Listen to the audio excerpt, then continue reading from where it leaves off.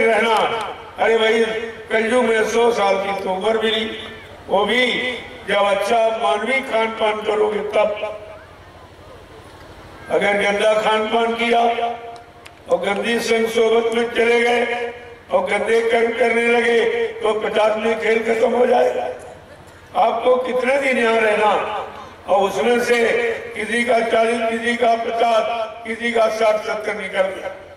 अब तुम्हारा कितना समय बचा है इस शरीर जिस्म में रहने का, परिवार में रहने का, बाल बच्चों के बीच रहने का।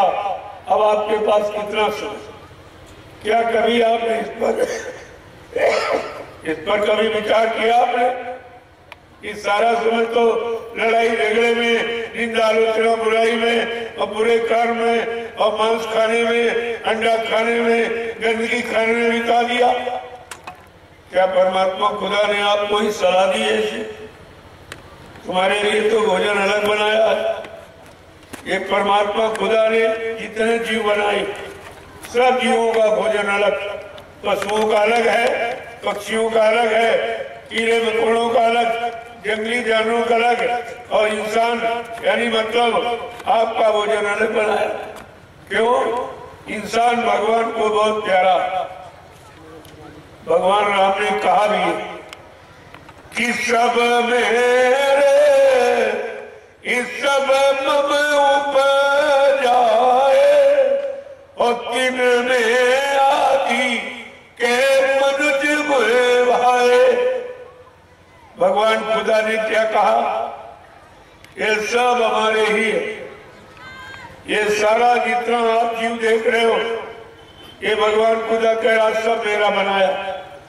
किसी इंसान ने, विज्ञान ने कोई जीव जंतु नहीं बनाया, ये सब मेरा बनाया। और इन सब में हमको इंसान बहुत प्यारा है। जो प्यारा दुलारा होता है उसकी आप व्यवस्था अलग करते हो। तो भगवान खुदा को ये इंसान मानो बहुत प्यारा, तो इस इंसान प्यारे के लिए खुदा ने आपका भोजन क्या बनाया? सीजनल अनाज, सीजनल दालें, सीजनल सब्जियां, फल फूल मेवे, दूध मक्खन मलाई घी, ये आपका भोजन। लेकिन आपने तो अपना अच्छा भोजन छोड़ दिया, तो ये मुर्दा भोजन। अरे मुर्दा मांस कौन खाता है? कुत्ता, कौवा, गीद। ये भगवान खुदा ने वो जीव अलग बनाए जिनका भोजन अलग। अब तुम किसी का भोजन छीन लोगे, छीन के खाओगे तो नाराज हो जाए। अगर आपका बच्चा है घर में और उसकी थाली अगर छीन लो और भोजन न करने दो तो भी घर छोड़ के चला जाएगा, वो भी घर में नहीं रहेगा। जिसको जिसका भोजन नहीं मिलेगा तो घर छोड़ दो, क्योंकि बगैर रोटी भोजन के कोई रह नहीं सकता। जहाँ मिलेगी वहां चला जाएगा। इसीलिए आप देखिए ये प्रमाण है, जब से आपने मुर्दा मांस खाना शुरू किया और गिद्ध चले गए। ये गिद्ध देश में दिखाई नहीं दे, क्योंकि ये भोजन मुर्दा भोजन गिद्धों का, आपका नहीं है। आपको परमात्मा खुदा ने कितना नेक मांस और कितना भला और कितना रहम और दया, प्रेम प्यार मोहब्बत से भरपूर बनाया। लेकिन आप सब भूल गए, और भूल गए अब आप परेशान हो। ये तरह तरह की बीमारियां क्यों आई? ये मानव मशीन क्यों खराब हो गई? जैसे आपकी दो मशीनें, एक पेट्रोल की एक डीजल की। अगर पेट्रोल वाली मशीन में तुम डीजल डालो, कोई भी तो तेल है, हम यही डालेंगे तो मशीन खराब हो जाएगी, वो मशीन खराब हो जाएगी। ठीक इसी तरह से जो भगवान खुदा ने ये इंसानी मशीन बनाई, इसका भोजन अलग बनाया, इसकी खुराक अलग बनाई, और आपने वो खुराक देना बंद कर दिया तो इंसानी मशीन खराब हो गई। अब तरह तरह की बीमारी। अभी क्या, अगर आप शाकाहारी नहीं हुए और फकीरों की बात, महात्माओं की बात अगर नहीं मानी तो आगे भारी मुसीबत आ रही। इतनी बड़ी बड़ी बीमारियां तैयार खड़ी तुम्हारे गंदे खान पान के कारण। ये पल घड़ी मिनट नहीं लगेंगे, ये देश के देश और मुल्क के मुल्क और शहर के शहर और गांव के गांव ये सब वीरान हो जाए। आपको बहुत कम लोग दिखाई देते। बाबा जय गुरुदेव जी महाराज ने सन 80 से आपको बताना शुरू किया और आज भी आपको बता रहे। 80 से कितना समय निकल गया, कितने पहले महात्मा फकीर आपको समझाना बताना शुरू करते हैं कि आगे समय खराब आ रहा, भारी बीमारी आ जाएगी, तुम अपने बाल बच्चों को और अपने को बचा नहीं पाओगे, लिहाजा मेरे इस सिद्धांत को मान लीजिए। और आपने एक भी बात नहीं मानी। ये जो कोरोना नाम की बीमारी आपने सुनी, जिसको बाबा जय गुरुदेव जी महाराज ने 6 नवंबर 1986 को इस बीमारी के बारे में बताया था। 86 में कितने पहले बताया आपको कि करो ना, क्या क्या न करो तो बीमारी नहीं आएगी और करोगे तो आ जाएगी। कोरोना का मतलब ये है, करो ना, क्या नहीं आपको करना, अंडा नहीं खाना, मुर्गा नहीं खाना, मछली नहीं खाना, बकरा नहीं खाना, दारू नहीं पीना, गांजा भांग बुद्धि नाशक नशा का प्रयोग नहीं करना, नहीं माँ बहन बेटी की पहचान खत्म हो जाएगी, फिर आपसे जघन्य अपराध हो जाएगा। तब कहा ये करो ना, ये मत करना, तो कोरोना नाम की बीमारी नहीं आएगी और नहीं मानोगे तो आ जाएगी। और आप नहीं माने और करोड़ों चले गए दुनिया से, एक झटके में करोड़ों चले गए। प्रेमियों, ये तो कुदरत का एक छोटा सा नमूना। अभी तो कोरोना जैसी हजारों बीमारियां आने को तैयार बैठी हैं। अगर आपने संत महात्मा फकीरों की बात को नहीं माना तो ये सब बीमारियां आपको घेर लेंगी, फिर अपने आप को बचाना मुश्किल आ जाएगा। इसलिए मैं आपसे प्रार्थना अर्जु मिन्नत करने आया हूं कि अभी आप हमारी प्रार्थना अर्जु स्वीकार कर लो, अपने परिवार बच्चों को बचा दो। क्यों इनको मौत के घाट उतारना चाहते? ऐसा कोई काम तो मत करो जिससे कुदरत परमात्मा खुदा नाराज हो। तुम्हारी नाराजगी का यही कारण। अब तुम अगर किसी को बुलाओ 2-3 बार वो न बोले तो आपको शंका हो जाती कि हमसे ये नाराज हो गया, फिर उसकी नाराजगी का आप कारण ढूंढते हो, उठते हो आप। लेकिन खुदा को तो आप 5-5 बार बुलाते हो दिन में, 5-5 बार नमाज अदा करते हैं, 5 बार खुदा को बुलाते हो और खुदा एक बार भी नहीं बोलता, न बोलता है, न आता है, न सुनता, न कुछ कहता। तो तुम्हें सोचना चाहिए कि खुदा हमसे नाराज क्यों और परमात्मा नाराज क्यों। ये सब करते यानी पंडा पुजारी मंदिर की चोटी पर लाउड स्पीकर लगा के हल्ला मचा रहा और मुल्ला मौलवी मस्जिद की चोटी पर लाउड स्पीकर लगा के हल्ला मचा रहा और ग्रंथी गुरुद्वारे की चोटी पर लाउड स्पीकर लगा के हल्ला मचाता और पादरी गिरजाघर की चोटी पर लाउड स्पीकर लगा के हल्ला मचा रहा। प्रेमियों, हल्ला में अल्लाह मिला। अरे अल्लाह मचाया तो अल्लाह मिला, परमात्मा मिला, खुदा मिला, गॉड मिला। फिर तुम्हारा बुलाने का मतलब क्या हुआ? जब बोलने से क्यों नहीं बोला? क्या कमी, क्या त्रुटि, क्या गलती, क्या गुनाह, क्या पाप हो गया? इस पर आपको विचार करना चाहिए। अभी तो मैं आपको एक स्नेह भरी सलाह देने आया और आपसे कुछ लेने नहीं आया हूं। ऐसा फकीर महात्मा तुम्हारे जीवन में कभी नहीं आया हो। जो आया होगा तो दान दक्षिणा, धोती रोटी लगोटी मांगने आया हो, लेकिन मैं देने आया हूँ, लेने नहीं। देना मेरा काम नहीं है, मेरा काम देने का। महात्मा फकीर लेते नहीं, देते हैं। अगर महात्मा और फकीर मांगेंगे तो देगा कौन? ये देने वाला कौन होगा? आपने इस पर अभी तक विचार ही नहीं कर पाया और इतनी बड़ी भूल में आप पड़े रहे और कितना भारी नुकसान हो गया। तो इसलिए मैंने अपना आपको परिचय दिया। जब मैं आपके नगर में आया, आते आते मैंने प्रसाद बांटना शुरू किया। क्या तुम्हारे जीवन में कोई तुमको प्रसाद देने आया? तुम्हारे घर दरवाजे चलकर तुम्हें बुलाकर किसी ने प्रसाद दिया है, ये है हमदर्दी। क्या ऐसी हमदर्दी लेकर तुम्हारे लिए कोई आया, या किसी ने तुम्हारे बारे में कोई हमदर्दी की है, या कभी ऐसा सोचा कि चलो बीमारी महामारी से इनको बचा लिया जाए और मुसीबत आपत्ति और दुखों से इनकी रक्षा और हिफाजत कर दी जाए? क्या कोई आया आज तक आपके? ये पहला मौका आपको दे रहा हूं कि अभी आप तेज जाओ, जाग जाओ। तुम्हारे हित की, तुम्हारे भले की, तुम्हारे लाभ की कोई बात करने नहीं आए। जो आए सब अपने लाभ की। अगर कोई नेता आया होगा जो चंदा नोट बोट की भीख मांगने आया होगा, अगर कोई तुम्हारे गांव शहर में महात्मा फकीर आया होगा तो दान दक्षिणा और धोती रोटी लंगोटी मांगने आया होगा। लेकिन मैं ये काम करने नहीं। मेरा काम इन सब से बिल्कुल अलग। आपसे कुछ नहीं लेना, बल आपको कुछ देना, और वो देना है जो कोई नहीं दे सके।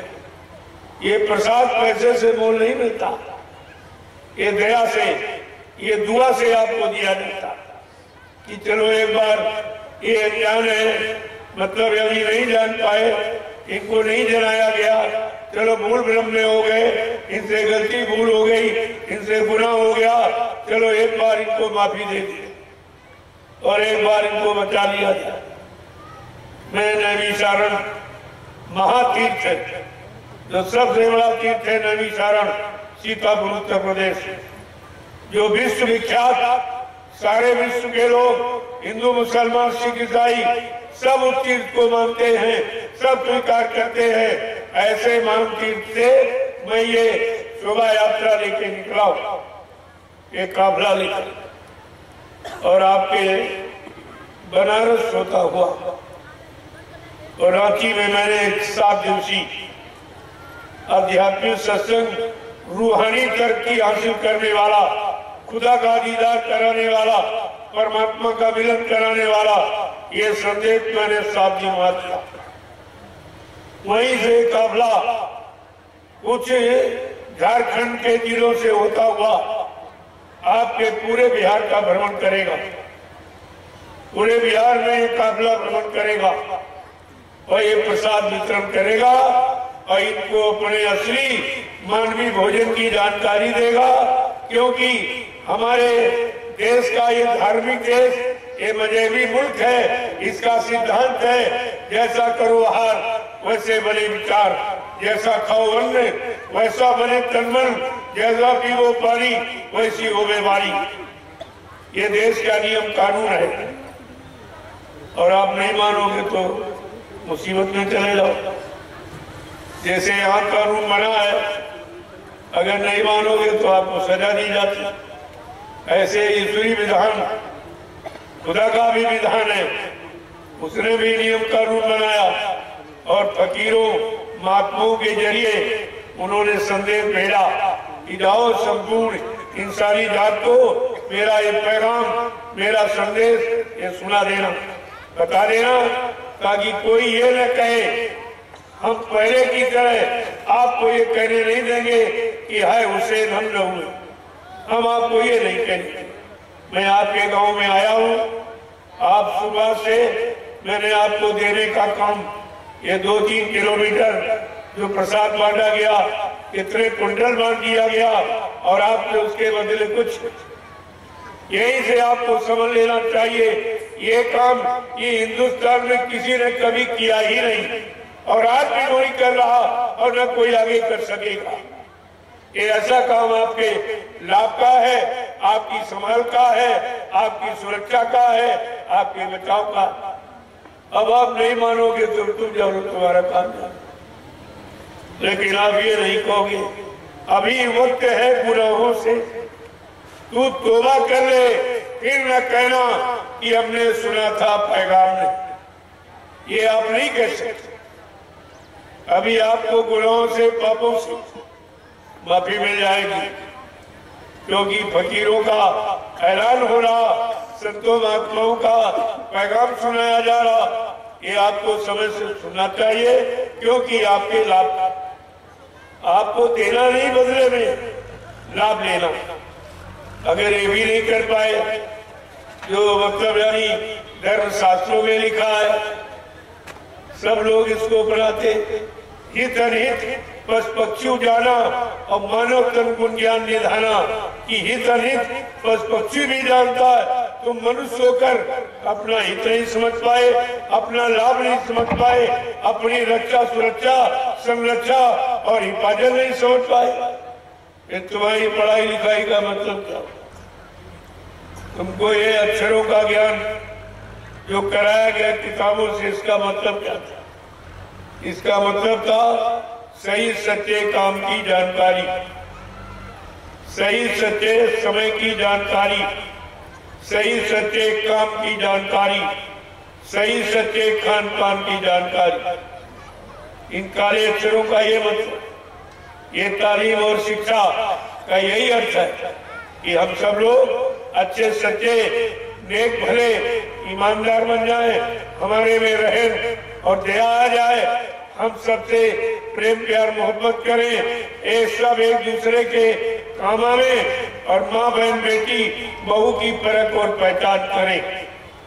इस अच्छे काम के लिए आपको ये मानव शरीर, ये जिस्म परमात्मा खुदा ने तकसीम किया दिया, और लेकिन आपने इसे खराब कर दिया। और जब खराब कर दिया तो कुदरत सजा देने लगी, और सजा से केवल अगर कोई माफी करा सकता तो संत महात्मा, फकीर और कोई नहीं। महात्मा फकीरों के सिवा आप पर रहम दया कोई करने वाला है ही नहीं। अभी कोरोना आए, इसने तुम्हारे पर दया की? कौन राष्ट्रपति प्रधानमंत्री मुख्यमंत्री ने बचा पाया किसी को? कोई डॉक्टर वैद्य हकीम, कोई दवाओं अस्पतालों ने आपको बचा पाया? अरे ये कुदरत का दिया हुआ है, यानी गुनाहों की सजा है, इसे कोई माफ नहीं कर सकता। ये मोटी बात आप समझ। हमारे सबसे प्रार्थना हिंदू मुसलमानों से हमारी गुजारिश है, प्रार्थना अर्जुन विनत है कि अब आप फकीर और महात्मा संतों की बात को मान, इसमें तुम्हारा हित है भला, और नहीं माने तो आगे समय बहुत खराब है, जिसमें अपने आप को बचाना मुश्किल हो जाएगा। ऐसे खराब समय से बचाने के लिए तुम्हारे दरवाजे कोई आया, कोई प्रधानमंत्री मुख्यमंत्री, कोई राष्ट्रपति आया, जिनकी जिम्मेदारी है, जिनको आपने चंदा नोट वोट दिया है, महंगाई भरी है, टैक्स भरे हैं, महात्मा फकीरों को आपने क्या किया? कुछ नहीं। जिनको कुछ नहीं दिया और कुछ नहीं माना समझा, वो तुम्हारी मदद के लिए निकल पड़े, और जिनको आपने सब कुछ दिया उन्होंने कुछ नहीं सोचा। कोई व्यवस्था नहीं आपके लिए बनाई, और न इनके बाद कोई व्यवस्था है। 70 साल की आजादी, ये सब आपको प्रमाण दे रही। इन्होंने क्या किया? आप चुनाव करते रहे, चुनाव पर चुनाव, चुनाव पर चुनाव, सारा देश चुन गया, कुछ नहीं बचा, सब चुन गया। आपको मालूम नहीं है, इन लोगों ने बताया भी आपको नहीं, एक चुनाव में 70 अरब रुपए खर्च होता। ये पंचवर्षीय चुनाव जो होता है, एक चुनाव में 70 अरब रुपए, ये कितना महंगा है। और इतने बड़े महंगे चुनाव से भारत की जनता को तो कुछ नहीं मिला, कुछ नहीं। अरे रोजी रोटी तो परमात्मा खुदा देता है, लेकिन न्याय सुरक्षा ये तो तुम्हारे बस की बात की, वो भी नहीं दे पाए, न न्याय दे पाए न सुरक्षा कर पाए। अगर दो बातें कर देते तब भी ये भारत देश खुशहाल हो जाता। सब लोग अपने अपनी जगह पर शिष्ट और सभ्य बने रहते, और सब अपनी जगह पर मतलब यानी पारिवारिक और सामाजिक जीवन में अपना सुख अनुभव, शांति का अनुभव करते रहते। लेकिन प्रेमियों मिला कुछ नहीं, आपको कुछ नहीं मिला है, और 70 साल निकल, 14 पंचवर्षीय आपकी निकल गई। जब 14 पंचवर्षियों में नहीं मिला तो अब क्या मिलने वाला? अरे 70 साल का समय कम होता, एक जीवन होता है। अब 70 साल तो आदमी जिंदा रह पाता, और 70 साल तुम्हारे निकल गए चुनाव करते करते करते। तुमने तो चुनाव किया और इनको चुना, लेकिन इन लोगों ने तुम्हारे लाभ का कोई काम नहीं किया। तुम्हारे लाभ का, तुम्हारे भले का, तुम्हारे कल्याण का कोई काम नहीं चुना आज तक। अब आगे क्या चुनेंगी? तो कम से कम भगवान खुदा ने आपको बुद्धि दी है। ये बुद्धि है परीक्षण का यंत्र। इससे आपको पहचान करनी चाहिए ये अच्छा क्या है, बुरा क्या है, पाप क्या है, पुण्य क्या है, सुख क्या है, अशुभ क्या है, असली क्या है, नकली क्या है। ये सबकी पहचान के लिए कौन तुम्हारा है, कौन तुमको अपने लिए प्रयोग कर रहा। इन्होंने हमेशा तुम्हारा प्रयोग किया है, लेकिन तुम्हारे प्रयोग का कोई सामान इन्होंने आज तक नहीं दिया। कोई सामान आपको नहीं। यहाँ केवल एक ही सिद्धांत है, लूटो खाओ मौज उड़ाओ। ये मंत्र सिखाया जाता है। जनता की जरूरी चीजों पर पाबंद लगाया जाता है। यानी मतलब तुम्हें न्याय नहीं मिलेगा, तुम्हारी सुरक्षा नहीं होगी, तुम्हें नौकरी नहीं मिलेगी, तुमको टैक्स नहीं माफ किया जाएगा। ये तो सब है, ये तो कहा किया, लेकिन ये नहीं कहा कि तुम्हें नौकरी मिल जाएगी, योग्यता के अनुसार तुमको काम मिल जाएगा, तुमको धंधा मिल जाएगा। देश में कुटेरू धंधे या अन्य धंधे व्यापार चला दिया जाए तो सारे देश के लोगों को काम मिल जाए। ये कहीं कुछ केवल दो की प्राथमिकता है, शराब के ठेके और मुर्दा मांस की बिक्री। इसके अलावा कुछ। जब ये तुम्हारे यहाँ लॉकडाउन लगा तो तुमको 3 महीने के लिए सजा, सबको अपने घर में जेल बना दी गई। अपने अपने घरों में जैसे जेल में बंद रहते ऐसे तुम 3 महीने बंद रहे हो। किसी ने कुछ कहा, किसी ने पूछा, किसी ने हमदर्दी, कोई विपक्ष ने तुम्हारे पक्ष में कोई बात कही कि भाई कौन सी गलती की, कौन सा गुनाह किया, कौन सा पाप किया, आखिरकार हमको अपने घर में जेल की तरह से बंद क्यों किया जाए? हमारा व्यापार क्यों बंद कर दिया, हमारी दुकान क्यों बंद कर दी, हमारी रोजी रोटी कैसे चलेगी, बाल बच्चों का पालन पोषण कैसे होगा? किसी ने पूछा भी नहीं और किसी ने बताया नहीं। और तुम्हारा न्यायालय, कार्यालय और विद्यालय सब बंद, सब बंद कर दिया। रेल यातायात और मतलब यानी कि जितना सब बाजारे और दुकानें सब 3 महीने जब ये बंद किया सब, तो आपको मालूम है 20 साल तुम्हारा देश पीछे चला गया। ये भारत 20 साल तक अब तरक्की नहीं कर सकता। अब ये महंगाई नहीं खत्म कर सकता, बेरोजगारी नहीं खत्म कर सकता, ये टैक्सों को नहीं रोक सकता, ये चोरी डकैती का बलात्कार नहीं रोक सकता। ये काम इनके बस का नहीं है। और 3 महीने तुम्हारा घर, तुम घरों में बंद रहे, दुकान बंद, व्यापार बंद और न्यायालय, कार्यालय, विद्यालय बंद। और जब खुला तो सबसे पहले शराब का ठेका खुला। शराब का ठेका बोला। क्या इसी की देश में जरूरत है? क्या इससे कोई तरक्की हो जाएगी? या कि शराब पीने से कोई बुद्धिमान, धनवान, कोई बलवान बन जाएगा? अरे कम से कम ये तो सोचना चाहिए कि ये शराब जैसा खराब कोई नशा नहीं, जिससे तन खराब और मन खराब और धन खराब। ये खराबी के सिवा इससे कुछ मिलने वाला नहीं और इस पर कोई पाबंदी नहीं, कोई पाबंदी।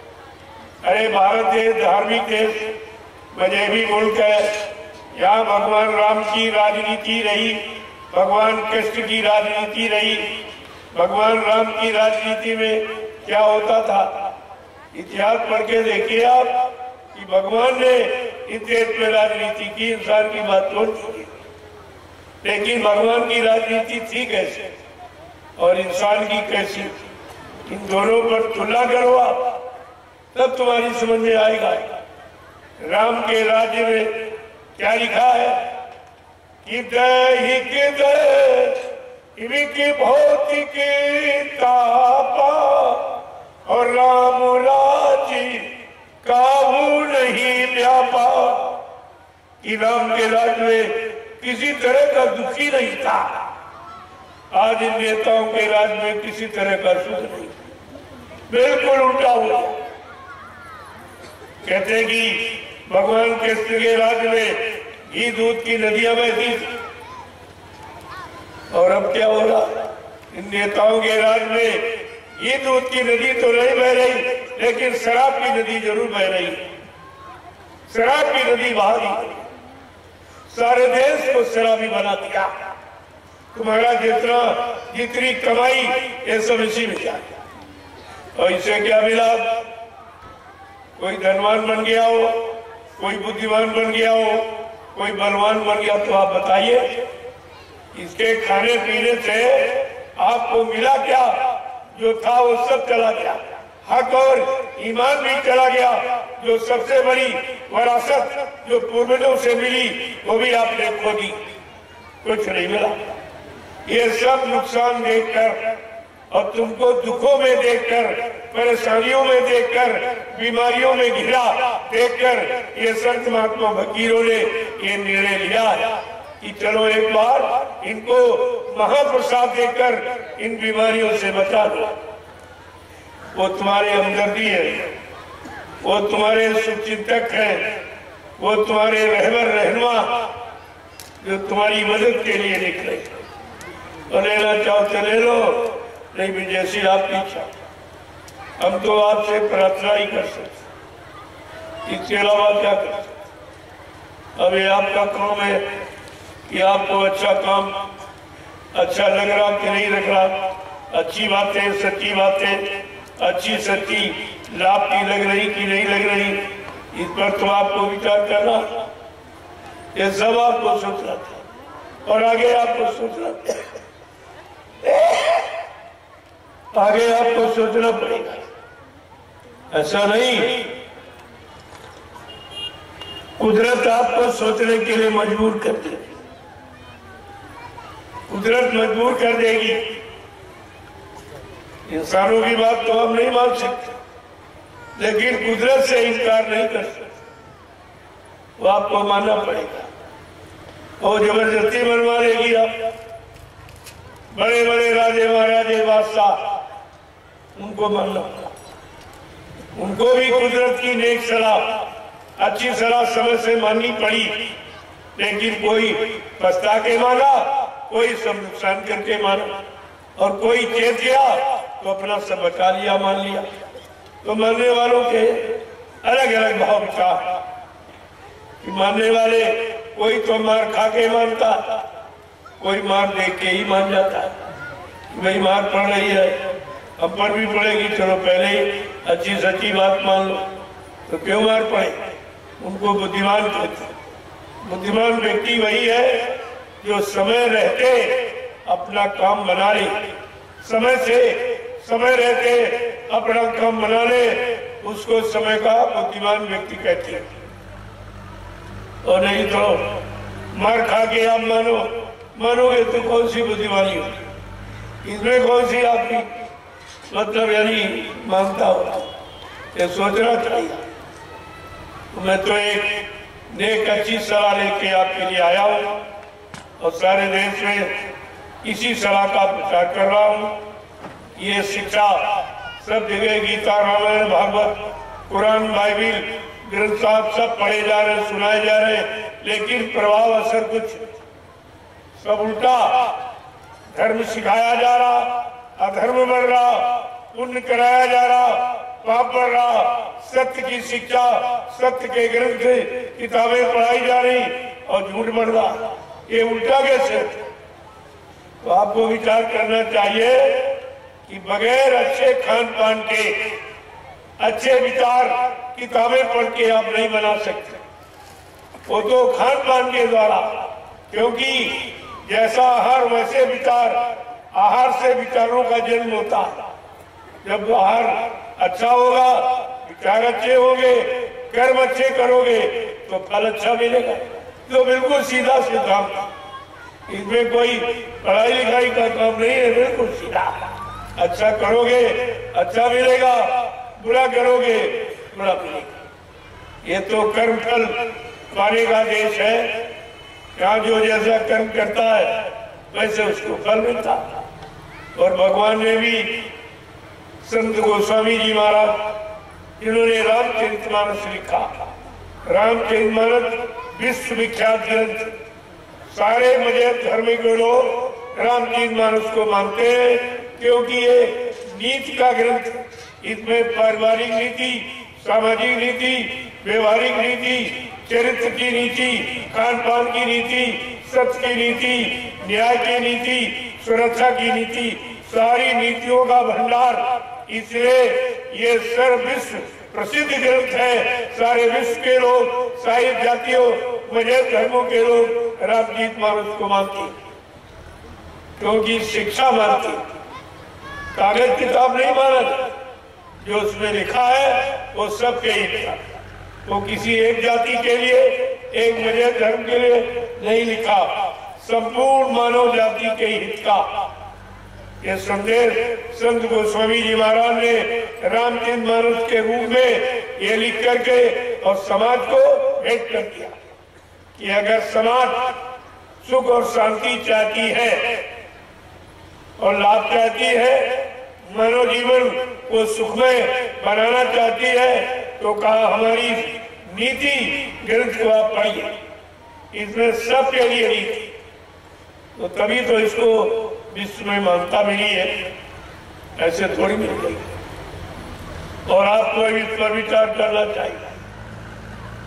मैं इसीलिए आपके बीच में ये खुदा का खुदाई पैगाम, परमात्मा का संदेश लेके आया। ये उसकी तरफ से संदेश एक बार संपूर्ण मानव जाति को, संपूर्ण इंसानों को मेरा पैगाम, मेरा संदेश एक बार इन सबको दे दो, ताकि कोई हिंदुस्तान में ये न कहने पावे कि हमको समय का संदेश और समय की अच्छी सच्ची बात मालूम नहीं थी। ये कोई कह न पावे। प्रेमियों, इसलिए संत महात्मा फकीर अपनी फर्ज अदायगी कर रहे हैं, जो आपके लिए आया हुआ और आपको दिया जा रहा। इसके बदले आपसे कुछ लिया नहीं जाता, सब यहाँ मुफ्त में खैरात में दिया जाता, एकदम मुफ्त में दिया जाता इसी तरह। और सबके लिए, हमारे यहाँ कोई हिंदू मुसलमान ये मतभेद, कोई रगड़ा झगड़ा नहीं, ये हम भेदभाव नहीं रखते। हम तो केवल इंसानी जात एक समझते हैं।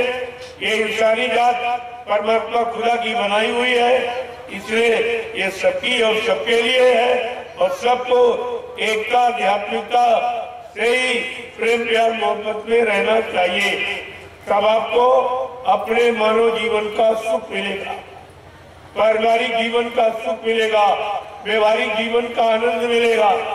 वैसे आपको मिलने वालों को और सब परेशान, यहाँ गरीब अमीर दोनों परेशान। चलो गरीब गरीबी के कारण परेशान, लेकिन अमीर क्यों परेशान? अमीर इसलिए परेशान है कि व्यवस्था खराब है। वो सोच रहा कि रात में कहीं मेरे यहाँ डकैती न पड़ जाए, कहीं चोरी न हो जाए, कहीं मेरा कत्ल न हो जाए, कहीं मेरा अपहरण न हो जाए। अपहरण, अमीर इसके लिए परेशान। अमीर का तो दिन का भोजन, रात की नींद हराम हो, ये अमल चैन सुख छीन दिया। जब खाना और सोना जिसके लिए रात दिन कमाते हो और वही तुम्हारा खतरे में चला गया, तो इससे बड़ा और खतरा और नुकसान आपके लिए क्या हो सकता? तो इस पर आपको विचार करना चाहिए। मैं आपसे प्रार्थना करने आया, अगर हमारी प्रार्थना आप स्वीकार करो तो आप लोग सपरिवार शाकाहारी बनने में कोई खर्चा नहीं, बल्कि जो अपनी कमाई अनावश्यक अखाद्य पदार्थों में खर्च करते हो वो तुम्हारी बच जाए, और वो बची हुई कमाई तुम्हारे बाल बच्चों के पढ़ाई लिखाई में काम आवे, शादी ब्याह में काम आए, घर मकान बनाने में काम आए। महात्मा सब तरफ से तुम्हारी मदद करना चाहती, लेकिन दुनिया ऐसी बावरी कोई ग्राहक न प्रति आए, लेकिन कोई लेने वाला नहीं। ये मुफ्त शिक्षा कोई लेने वाला नहीं, जिसका कोई डोनेशन फीस नहीं है, आपको मुफ्त में दिया जा रहा और आप नहीं ले रहे हो। और आगे वो समय आएगा, इसी संदेश को सुनने के लिए तुम 400-400 किलोमीटर दौड़ के जाओगे, महात्मा फिर आगे निकल जाएंगे, फिर दौड़ोगे, फिर वो आगे निकल जाएंगे। ये आपको फिर मेहनत, परिश्रम और पैसा खर्च करके भी ये संदेश आपको नहीं मिलेगा जो आज आपको मुफ्त दिया जा रहा है। तुम्हारे घर चल के देने आया और बदले में आपसे कुछ लेने नहीं आया। सबसे बड़ी बात ये, कोई कहानी, किस्सा जो पिछले युग का सुनना चाहो, चाहे कोई पीर पैगंबर ओलिया आवे, चाहे संत महात्मा कोई आवे, बगैर पैसे के आपको नहीं सुनाएगा और जिससे कुछ नहीं मिलना। जो बहुत पुरानी किस्से कहानी, जिनको यानी गए लाखों बरस हो गए, वो तो वापिस आएंगे नहीं, ना वो लाभ आपको वापिस मिलेगा। लेकिन फिर भी उन सुनाने का यानी मतलब उस चर्चा का कितना लंबा खर्चा। लेकिन आज जो तुम्हारे मतलब की है, वर्तमान की है, सबके ही भले की, सबके कल्याण, सबकी सुरक्षा बचाव की, ये मुफ्त में दी जाए। इसका कोई डोनेशन फीस नहीं है, कोई आपको दान दक्षिणा नहीं देना। अगर फिर भी आप नहीं ले पाए तो फिर आप जानो, आपका काम जाने। लेकिन आप ये नहीं कह सकते हो कि हमारे गांव, हमारे शहर, हमारे कस्बे कोई आया नहीं, हम पर किसी ने हमदर्दी की नहीं, हमारी रक्षा सुरक्षा के बारे में किसी को कोई चिंता नहीं। आप ये नहीं कह सकते। ये मैं समझने सब खत्म कर दिया और मैं 2 महीने आपके बिहार में पूरा भ्रमण करूंगा, सब जगह, सब जिलों में घूम कर ये संदेश एक बार सबको दे दूंगा कि आप शाकाहारी बन जाइए। चलो आप महात्मा नहीं बन पाए, फकीर नहीं बन पाए, नेक भले सच्चे ईमानदार नहीं बन पाए, तो आप शाकाहारी बन जाओ। इसमें कौन सी आफत, कौन सा खर्चा? तो सारी व्यवस्था आपकी ठीक हो जाए, आपका मानव जीवन सुरक्षित हो जाए, आप बीमारियों से बच जाओ, जगह जंजलों से बच जाओ। ऐसे एक तरफ से नहीं, चौमुखी लाभ है। अब आपकी समझ में आ जाए तब, क्योंकि आप बहुत दिनों के बिगड़े हो, तुम्हारी आदतें खराब हो गई। जब आदत किसी चीज की पड़ जाती है तो आदत मजबूर करती है। आदमी छोड़ना चाहता है लेकिन आदत मजबूर करती है। लेकिन जब ये पता चल जाए इसका भारी नुकसान है, इससे जीवन चला जाएगा, जिंदगी खत्म हो जाएगी, तो कौन सी ऐसी चीज जो आदमी छोड़ नहीं सकता? अगर जहाँ जीवन की बात और जिंदगी की बात आ जाए, वहाँ तो सब कुछ छोड़ने के लिए व्यक्ति तैयार हो जाता। आज आपके लिए वही समस्या सामने आके खड़ी है। उसी से बचने के लिए आज ये संदेश आपको दिया जा रहा और आपसे प्रार्थना की जा रही कि आप सब लोग मतलब यानी इस संदेश को सुनना ही नहीं, कान से अपने जीवन में उतारना, ताकि आपको उसका लाभ मिल जाए। कुछ आपको खास कुछ नहीं करना, केवल शाकाहारी।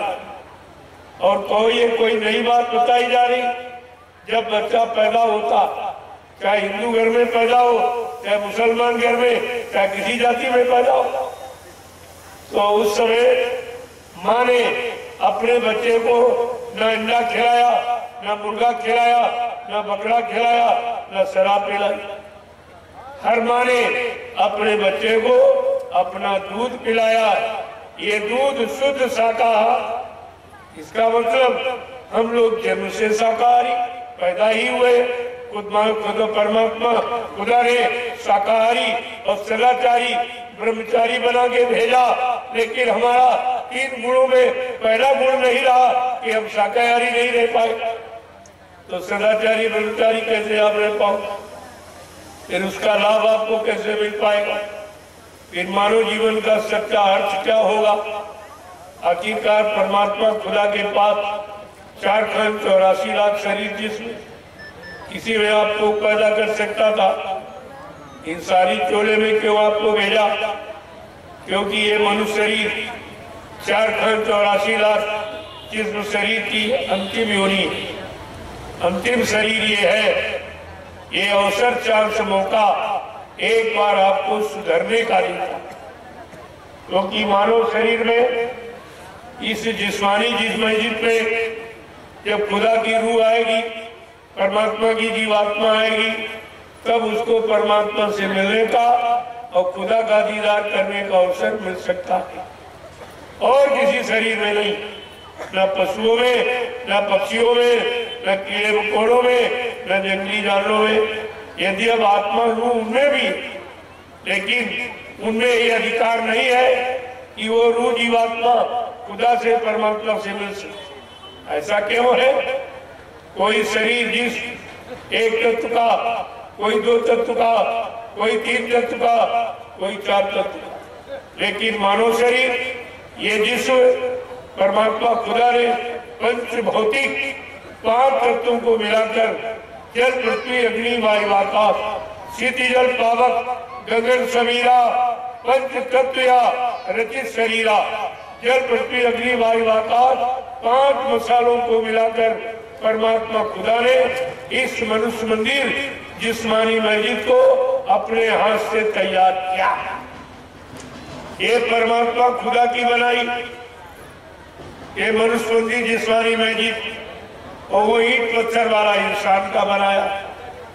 अब आप ये विचार करो कि परमात्मा तुम्हारे बनाए वाले ईंट पत्थर वाले में मकान में आएगा कि अपने बनाए वाले मनुष्य मंदिर या जिस्मानी मस्जिद में आएगा? क्योंकि ये जिस्मानी मस्जिद और मनुष्य मंदिर परमात्मा खुदा ने अपने हाथ से बनाया, और इसी में अपनी मूर्ति जीवात्मा रूह को बैठा दी।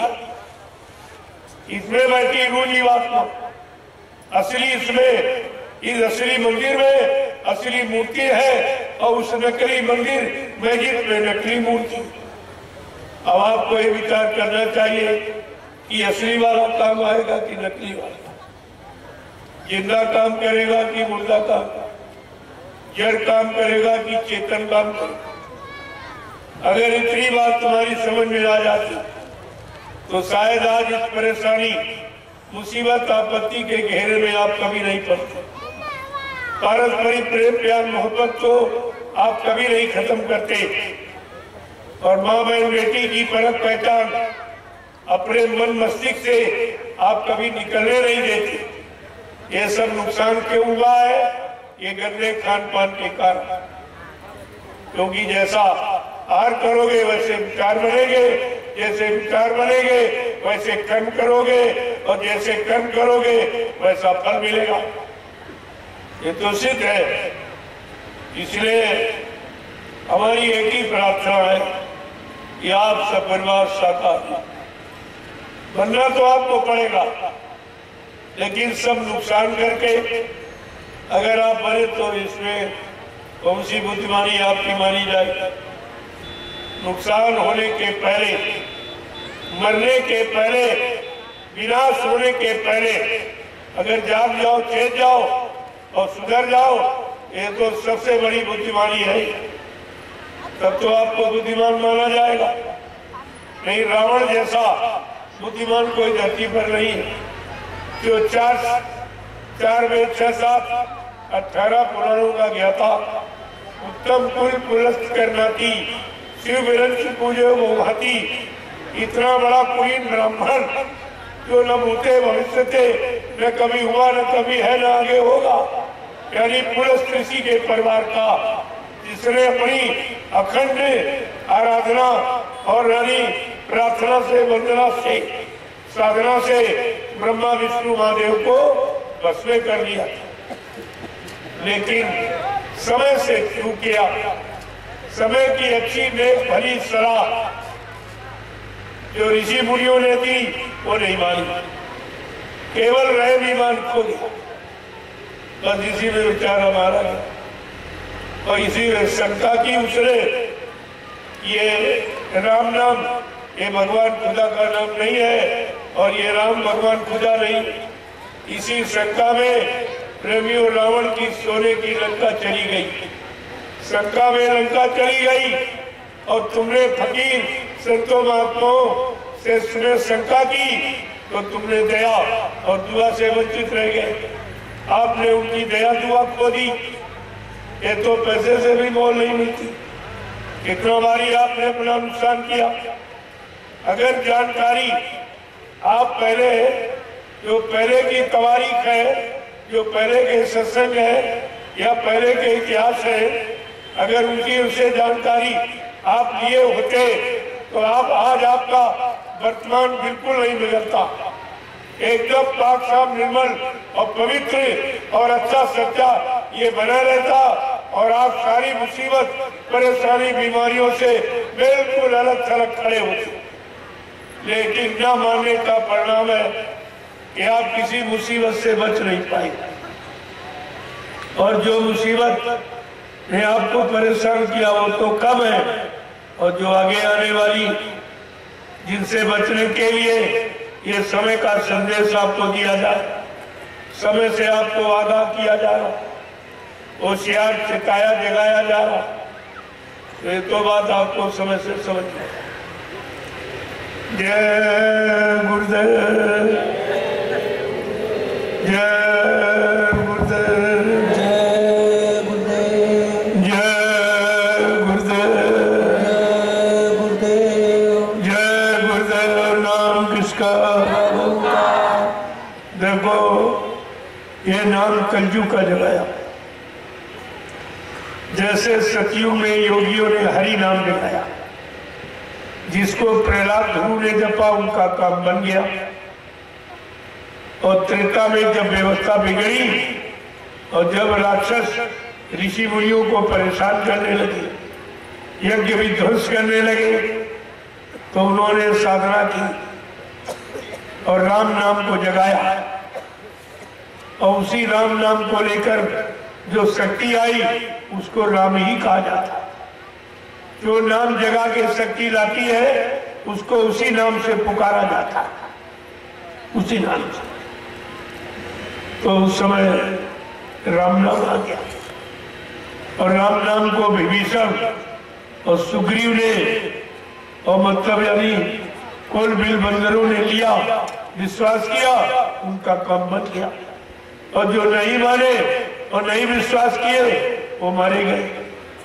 इतिहास आपका बता रहा, ये मैं नहीं कह रहा हूं, इतिहास आपका। और जब द्वापर में व्यवस्था बिगड़ी तब कृष्ण नाम जगाया गया। कृष्ण नाम, कष्टों का हनन करने वाला कृष्ण नाम जगाया गया।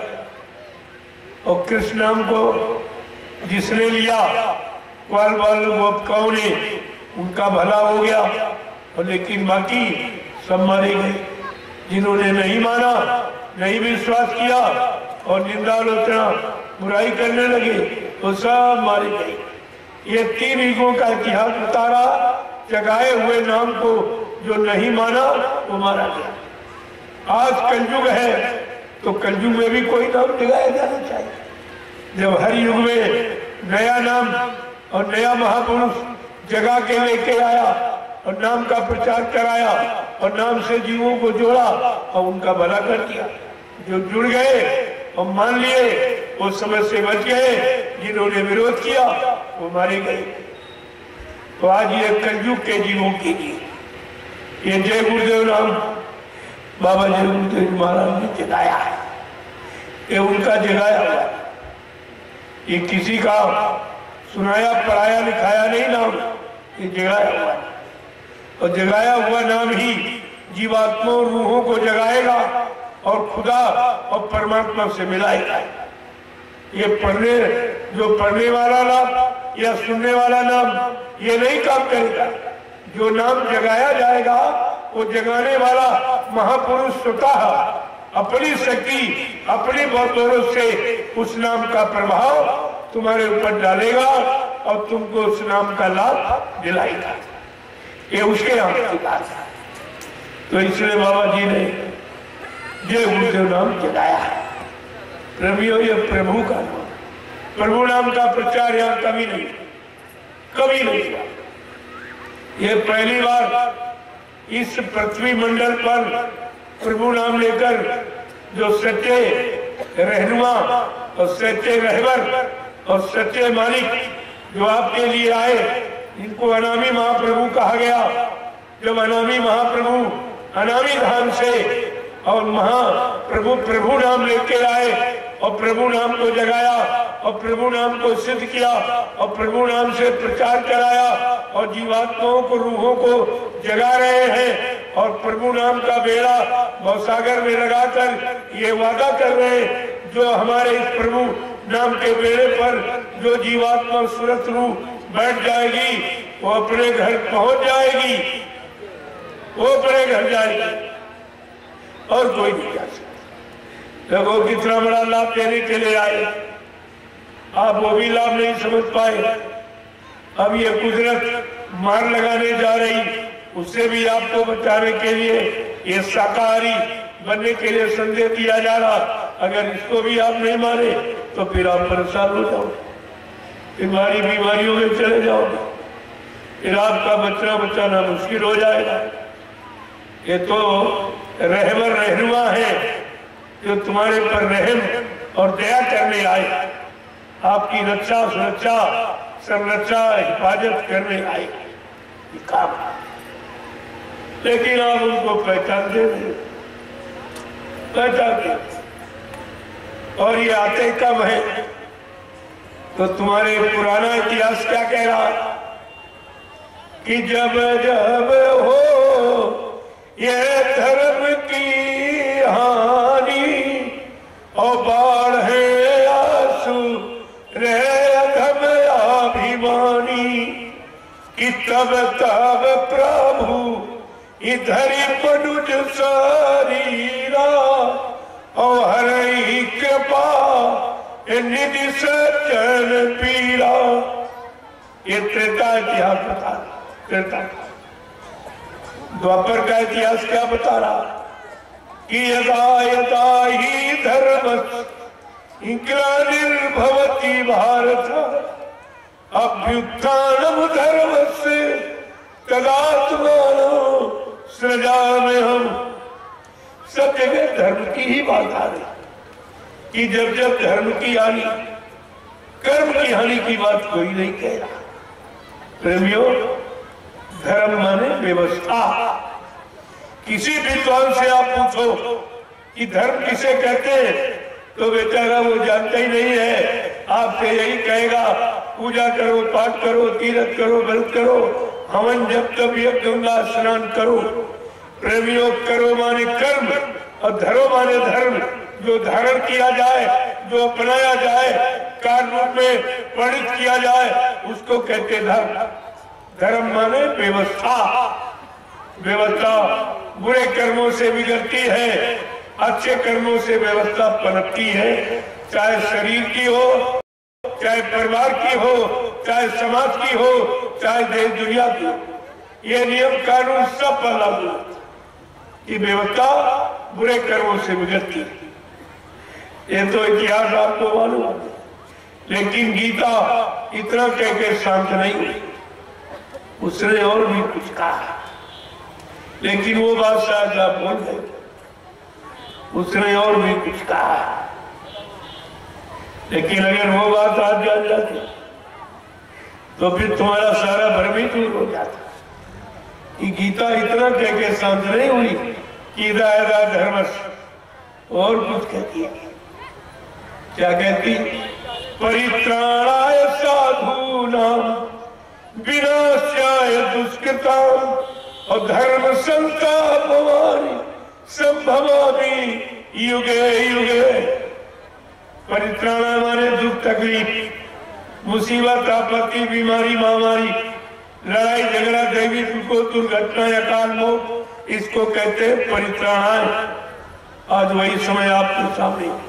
तो गीता कह रही जब ऐसा समय कलयुग में आएगा तो इस समय दुख को दूर करने के लिए, इस समय को सुधारने के लिए साधु संत महात्मा आएंगे। उनके द्वारा इस युग में परिवर्तन होगा, सुधार होगा, लोगों को सुख शांति का रास्ता मिलेगा। इतना साफ साफ गीता ही कह रही। उसी को अगर पढ़ लेते, समझ लेते तो शायद इतनी भारी भूल और गलती और गंदे खान पान में आप कभी नहीं जाते, कभी नहीं जाते। लेकिन आपने उसको आगे फकीरों ने भी कहा, ऐसा नहीं कि जब नींव धर्म की हिलती है, जब नींव धर्म की हिलती है, कोई हस्ती खुदा से उतरती है, कोई हस्ती खुदा से उतरती है, रहमान उन्हें सब कहते हैं, रहमान उन्हें सब कहते हैं, ये रूहों पर रहम वो करती है, रूहों पर रहम वो करती है। देखिए कितनी बड़ी बात है। कहा उनको रहमान कहते और वो रूहों पर रहम करने आते, वो सजा सुनाने नहीं आते हैं, रहम करने माफ करने आते, वो माफी का पैगाम संदेश ले आते। जबकि यहाँ किसी ने माफ किया ही नहीं, चाहे वो त्रेता के राम हो, द्वापर के कृष्ण। वो इतिहास उठाइए, उन्होंने माफ नहीं किया बल्कि मार काट के खलिहान किया। इतने को मारा काटा, किसी को माफ नहीं किया। लेकिन आगे फकीरों ने याद दिलाई आपको कि जब नींव धर्म की हिलेगी तब खुदा से, परमात्मा की तरफ से कोई न कोई शक्ति हस्ती यानी मानव सुधार करेगी, मानव के दुख दर्द मुसीबत को दूर करने के लिए, मानव की रक्षा हिफाजत के लिए खुदा परमात्मा की तरफ से कोई शक्ति मनुष्य रूप में आएगी, मानव तन में आएगी। अगर और किसी तन में आएगी तो आप बोली भाषा नहीं सोच पाओगे।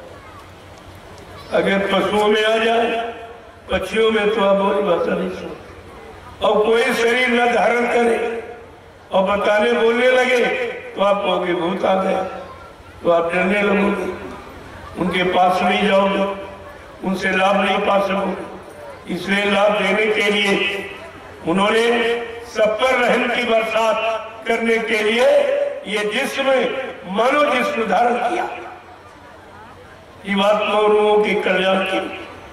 देखो ये सब, लेकिन आज वक्त क्या कह रहा है कि अल्लाह के ईमान वालों पर, अल्लाह के ईमान वालों पर, अल्लाह के ईमान वालों पर, अल्लाह के ईमान वालों पर, ये दुनिया काने कसती है, ये दुनिया ताने कसती है। वो जिस्मानी रूप में आएंगे तुमको रहम और ईमान सिखाने के लिए, लेकिन लोग उनको तंग करेंगे, लोग उनको परेशान करेंगे।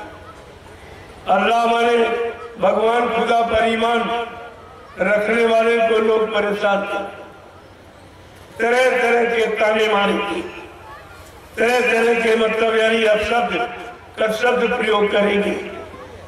देखो फकीरों ने कुछ छोड़ा नहीं, सब खोल के कहा कि कलयुग का इतना समय खराब होगा कि फकीर महात्मा संतों को कोई नहीं मानेगा। जो तुम्हारे लिए आए तुम उनको कोई नहीं मानेगा। और क्या कहते हैं, मखलूकों की गर्दन कटती है, मखलूकों की गर्दन कटती है, खातूनों की असमत लुटती है, खातूनों की असमत लुटती है। यानी जो नेक भले ईमानदार है, जो सब पर रहम दया करने आए, उनको कोई बख्शेगा नहीं, उनको कोई छोड़ेगा नहीं, उनको तंग किया जाएगा, उनको उनकी निंदा आलोचना बुराई क्रिटिसाइज की जाएगी, तरह तरह की। ये सब बता रहे हैं कि कलयुग में ऐसा समय आएगा फकीर संतों महात्माओं को न कोई पहचानने वाला है, न उनसे कोई नेक भली अच्छी शिक्षा तालीम लेने वाला है, सीखने वाला कोई नहीं, बल्कि उनको लोगों परेशान करे। लोगों की तरफ खराब सुने। एक तो तुम्हारे भलाई के लिए कोई आया नहीं, और जो आए उनको तुमने पहचान पाया नहीं, अपना बना पाया नहीं, अपना भला कल्याण करा नहीं पाया। एक कितना बारी आपने अपना नुकसान किया और अब भी नहीं समझ पा रहे हो कि हमने नुकसान किया और अब भी कर रहे हो। अब भी आपकी समझ में कुछ नहीं आ रहा। देखिए कितनी बड़ी चीज ये फकीरों का काम। आप ऐसा मत समझो कि ये किसी एक कौम जाति के लिए संदेह लेके आया हो। सर्व मानव इंसानी जात का, हमारे यहाँ कोई जात पात नहीं, कोई झगड़ा नहीं किसी तरह का, जात पात पूछे नहीं कोई, हरिका भजे सो हरिका। परमात्मा खुदा के पाने में कोई जात पात लागू नहीं होती। परमात्मा खुदा की कोई जाति नहीं, और भक्त भगवान मुरीद की कोई जाति नहीं है, और मतलब गुरु और शिष्य की कोई जाति नहीं। जातियां तो आपने यहाँ बना दी और अपनी सामाजिक पारिवारिक व्यवस्था को खराब कर दिया और आपस में लड़ते झगड़ते, ये सब आपने किया और उसी किए का अब फल भोग रहे हो, परेशानी उठा रहे हो। तो महात्मा फकीर अब भी आपको हो दिलाने आ गए कि चलो गई सो गई और रही वो संभालो, न ये भी जाने वाली है। जो समय निकल गया, जो समय खराब हो गया, नहीं समझ पाए, नहीं जान पाए, तो कम से कम जो बचा है उसे तो सुधार लो। और ये संकल्प कर लो आज से कि अब लो नसानी अब ना नसाई। जो समय खराब हो गया, जो सांसों की पूंजी खराब हो गई, जो गुनाहों में, पापों में, हिंसाओं में, हत्याओं में और बुराइयों में, व्यभिचार कुचार में जो समय चला गया, उसके लिए प्रार्थना करो, अर्जुन मिन्नत करो, माफी मांगो और ये संकल्प ले लो कि अब लो नसानी अब ना नसइयो, तो आपको माफी मिल जाए। और रोज गलती रोज माफी, रोज गलती, फिर कुछ नहीं, फिर आपको किसी तरह की नहीं बल्कि सब मिला के दूनी चौगुनी सजा आपको मिल जाए। तो आपको माफी नहीं मिलेगी, फिर मैं ब्याज के आपको सजा मिलेगी। इसलिए जब से मालूम हो गया ये खराब कर्म है, ये बुरा कर्म है, ये पाप कर्म है, तो उससे आपको यानी निवृत्ति ले लेनी चाहिए, उससे आपको बचना चाहिए और संकल्प लेना चाहिए कि अब ये कभी ऐसा कुछ नहीं होगा। जो जीवन से जीवन बचा है वो आपकी शरण में और आपके आदेश हुकुम पालन में खर्च करूंगा, तो तुम्हारी सब माफी हो जाएगा। वो सब, वो तो जन्म जन्मांतर का पाप काटने माफ करने आए, लेकिन एक बार संकल्प तो लो कि अब लो नसानी अब ना नसानी। लेकिन आप करना कुछ नहीं चाहते, तो करते तो बुरा ही करते। भला आप जानते नहीं हो, एक तो आप जानते नहीं हो, कोई सच्ची अच्छी बात बताए वो आप मानते नहीं। ये दो बीमारी और आपने हो गई, इसीलिए आप परेशानियों में चले गए। जय गुरुदेव, गुरुदेव, जय गुरुदेव, जय गुरुदेव, जय गुरुदेव, जय गुरुदेव। नाम किसका? प्रभु का, जय गुरुदेव। नाम किसका? प्रभु का, प्रभु का प्यारा नाम। अब आप खड़े हो जाइए, खड़े हो जाओ। देखो उतना सुनो जितना पालन कर सको। ये थोड़ी 4-5 घंटे मैंने समय खर्च किया आपके लिए, और आपसे उसमें कुछ नहीं लेना और सब उल्टा करते। इसलिए अब मैं उतना समय खर्च करूंगा जितना आप संभाल के रख सकते, उतना बताऊंगा जितना जीवन में उतार सकते। ये व्यर्थ में समय तुम्हारा और अपना मैं खर्च नहीं करूंगा। देखो कितनी देर में भी खड़े नहीं हो पाए। जितनी ज्यादा देर आपको खड़े होने में है उतनी देर अच्छे से अच्छे काम को लाने, यानी सचिव वाले में उतना ही देर। ये देरी आपकी तरफ से। अब खड़े होने का मतलब समझो, पहले खड़े तो रोज होते, बैठते रोज, लेकिन खड़े होने का मतलब अब अच्छे से अच्छे काम करने के लिए खड़े हो। जब खड़े नहीं होगे तो चलोगे कब, और चलोगे नहीं तो करोगे कब। अब करोगे नहीं तो लाभ कैसे मिलेगा? बगैर करने का तो लाभ यहाँ नहीं मिलता, वो तो करने का लाभ। इसलिए और बैठो तो भजन पूजन इबादत के लिए बैठा, इसीलिए जाता कि खुदा की इबादत, भगवान का भजन, देवी देवताओं की पूजा, बैठा इसीलिए जाता। तो जब बैठो तो भजन पूजन और इबादत के लिए, ऐसे व्यर्थ में बैठना आपका अच्छा नहीं है, क्योंकि जीवन रोज जा रहा, ये जिंदगी के दिन रोज एक एक करके पूरे हो रहे हैं। आप ऐसा मत समझो ये सुबह शाम और दोपहर जो आप आजकल की गिनती करते हो, ये गिनती आपके जीवन को खत्म कर रही है। रोज के रोज कम होगा, आज का दिन निकल गया, एक दिन कम हो गया, आज और कल ये गिनते गिनते सारा जीवन समाप्त हो जाएगा और तुम गणना गिनती का अर्थ नहीं समझ पाओगे।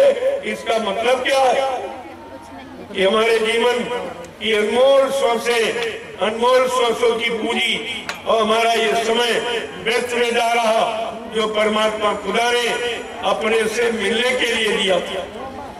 ये जिस्म शरीर परमात्मा खुदा से मिलने की, और ये कितने लोगों ने ये काम किया?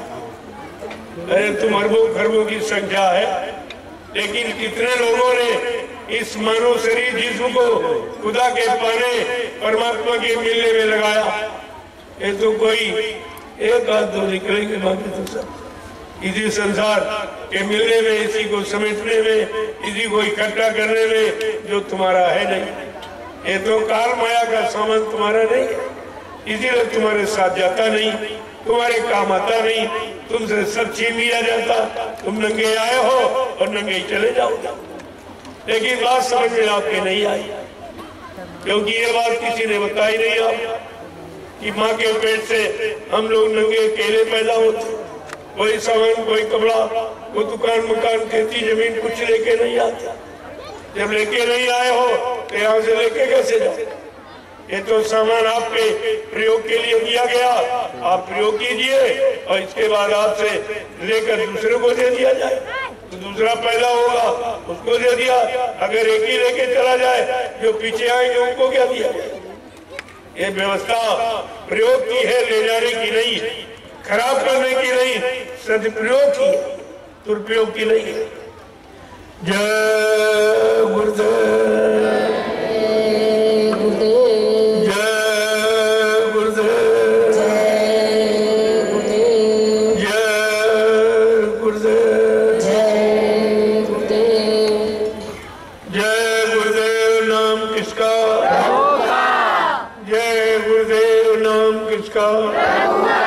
प्रभु का प्यारा नाम। जोर से बोलो, सब मिल बोलो, बोलना होगा, अभी से बोलो, दर्द हरेंगे, सब कष्ट मिटेंगे, शांति भी देंगे।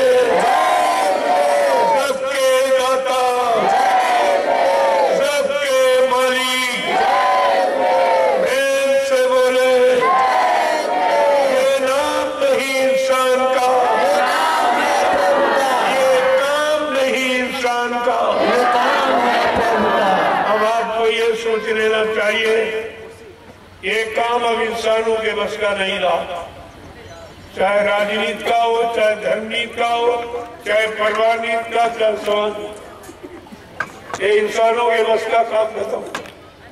70 साल की आजादी ये सब प्रमाण आपको दे रही, कोई काम नहीं। तो अब क्या होगा? अब तो इतना बिगड़ गया किसी के बस का। जब कम बिगड़ा था तब तो ये ठीक से रह नहीं पाए, रख नहीं पाए, अब तो एकदम टूटिया ध्वस्त हो गई। अब इंसानों की बस की बात नहीं है। अब तो महात्मा फकीर कोई दया दुआ कर दे, कोई मेहरबानी कर दे तो हो सकता आपका सुधार हो जाए, आपको लाभ मिल जाए, आपका बचाव हो जाए, आपकी सुरक्षा हो जाए। नहीं तो अब कुदरत की मार से बचना बड़ा ही मुश्किल है। जय गुरुदेव। अब आप लाइन से खड़े हो जाओ, मैं सबका दर्शन दीदार करूं और सबको सलाम और प्रणाम करूं और आपको ये महाप्रसाद जो कभी किसी ने नहीं दिया, ये आपको। ये 3 काम हिंदुस्तान में कहीं नहीं हो, कहीं किसी के यहाँ चले जाओ कि ना आपका कोई दर्शन दीदार करेगा, ना आपको कोई सलाम प्रणाम करेगा और ना आपको कोई महाप्रसाद देगा। ये तीनों काम अब आपको समझ लेना चाहिए, ये कहाँ सच्चाई है और कहाँ झूठ है, कहाँ शरीयत है, कहाँ नकल है, कहाँ तुम्हारी सुरक्षा संभाल की बात है, कहाँ लूटपाट है, ये आपको समझना चाहिए। अब एक लाइन आप महिलाओं के एक प्रश्न जो हमारी एक सामाजिक मर्यादा, एक मर्यादा खत्म हुई कभी से परेशानियां और इस महाप्रसाद को आप ले लीजिए। जय गुरुदेव। चलो उसके भूत प्रेत उतरेंगे और बीमारी कम हो, ये झंडा था। लेकिन कब? जब आप शाकाहारी बनने का वादा करोगे, शाकाहारी बनने का संकल्प लोगे, प्रतिज्ञा करोगे तो ये झंडा तुम्हारा पूरा काम। हिंदुस्तान में सबके पास झंडे, लेकिन ये काम कोई नहीं करा सकता। पर एक काम की बात देखिए, ये काम कोई नहीं करा सकता जो आपका ही हो।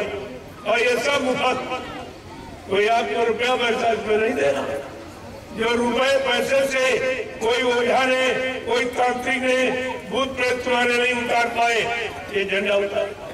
और कोई डॉक्टर में हकीम से लाइलाज बीमारी तुम्हारी नहीं गई, ये झंडा बीमारी कम करेगा। अगर आप पूर्ण शाकाहारी बनने का संकल्प और प्रतिज्ञा लोगे तो, जैसे बिना परहेज के डॉक्टर गारंटी नहीं लेता, ऐसे ये परहेज है। इसमें अंडे, शराब, मांस मछली से दूर, निंदा आलोचना बुराई क्रिटिसाइज से दूर, दूसरे के धन स्त्री पति से दूर, ये परहेज है। अगर आप परहेज करें, मैं दावे के साथ आपके बीच में कह रहा हूँ, ये देव गुरुदेव नाम जो परमात्मा खुदा काटता है, ये सबके हित का और सबके लाभ का है। इस्लाम को जो आप लोगे तो आपका काम बन जाएगा। अब मुसलमानों ने कहा भाई हम कैसे लें, तो हमने कहा तुम ये कहो कि जय गुरुदेव नाम खुदा का, जय गुरुदेव नाम खुदा का। आप ये कह लीजिए, आप अपने हिसाब से कह लो।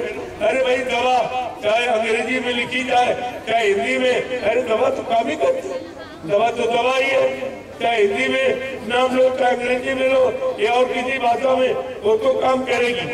ऐसे नाम चाहे उर्दू में, चाहे हिंदी में, संस्कृत में या किसी बोली भाषा में आप प्रयोग करें, नाम अपना काम करे। उन मुसलमानों ने कहा भाई हम कैसे लें?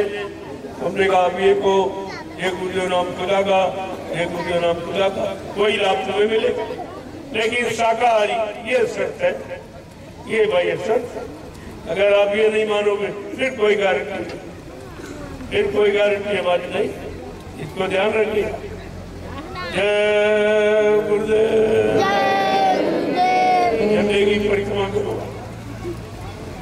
देखिए कितना बड़ा लाभ है जो हिंदुस्तान में कहीं चले जाओ ये लाभ। कोई तीर्थ में, मुहूर्त में, तीर्थों में कहीं आप ये लाभ कोई नहीं देते। और वहाँ आपने कितना रुपया चढ़ाया, पेड़े बताते चढ़ाए और सोना चांदी और सब सामान चढ़ाया, लेकिन तुम्हें कुछ नहीं मिला। तुमको बदले में किसी ने कुछ नहीं दिया और यहाँ कुछ नहीं लिया जा रहा। और सब लाभ आपको दिया जा रहा। केवल एक चीज मांगी जा रही कि आप शाकाहारी हो जाए, और केवल ये कि आप शाकाहारी, वो भी मांग रहा हूँ तुम्हारे लिए, तुम्हारे हित के लिए, तुम्हारे भले के लिए, तुम्हारी सुरक्षा के लिए, कोई अपने लिए थोड़ी कह रहा हूँ। जय गुरुदेव। अब आप लोग प्रसाद ले लीजिए, लाइन खड़े।